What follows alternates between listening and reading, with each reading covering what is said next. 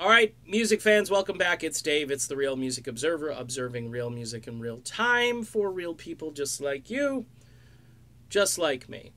False advertising in the music industry when it comes to classic rock bands. That is the topic of this video. Not only false advertising, but crazy hype where the promoters themselves drop probably more money on the hype than, you know, supporting the band in their endeavors and so forth.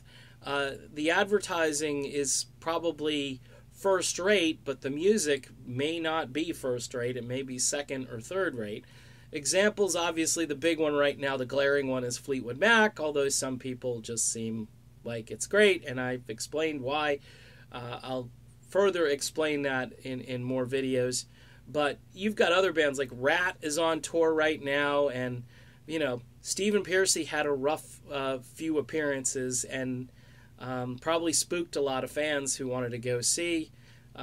There's group after group that's out there where it's not just the fact that there aren't original guys in the group, it's the product that they're putting together isn't worthy of the kind of advertising and kind of hype.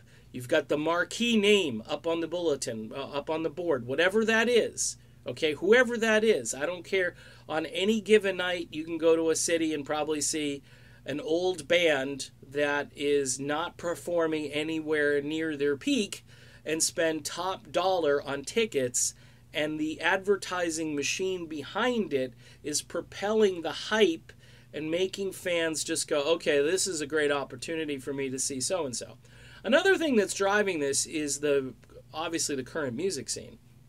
Because as I've said, even one of these bands that may come off as a cover band or a tribute band for some folks who are real hardcore traditionalists, that music is still way, way better than the stuff that's being produced today. So that's causing that problem as well. That's why I say, you know, in the Fleetwood Mac situation, I'd rather go see Rumors ATL. I really would. I mean, I have no desire to see Stevie Nicks twirl once and then the place flip out. I'd rather hear the music the way it was recorded and that execution of that music, because that's thrilling to me. I can go, wow, that guitar part was spot on, or that vocal, wow, that's like Stevie Nicks circa 1977. That's amazing. And to me, that's the kind of stuff that gets me charged up. But for a lot of people who've kind of gone along with this conveyor belt mentality, I'm just going to get on the conveyor belt and I'm going to pay the ticket prices and someone's going to stamp Fleetwood Mac on me. And I know it's good because someone told me it's Fleetwood Mac and it's approved and it's good. I'm running out of patience with that stuff. You know, I saw a tribute band last weekend performed Journey music, and it was spot on spectacular.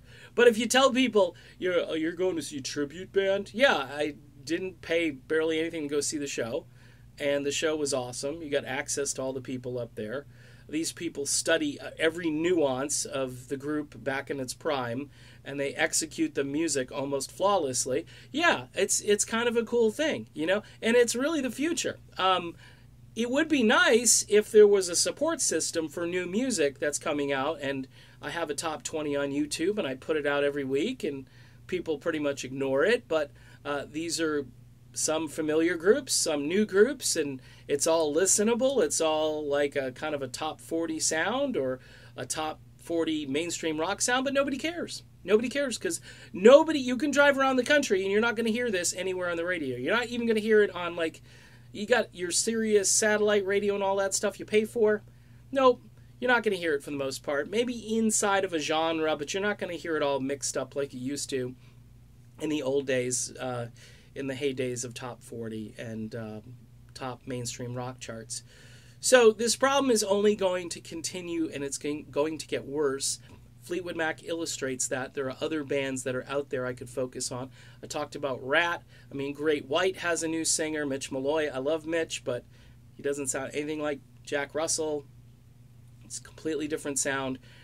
He does a good job, but again, these groups are drifting further and further away into cover bands or bad tribute bands, and it's really it's a shame, but I don't see a solution unless there's a support system in place for new music where people can kind of transition from their old records to maybe something fresh and new.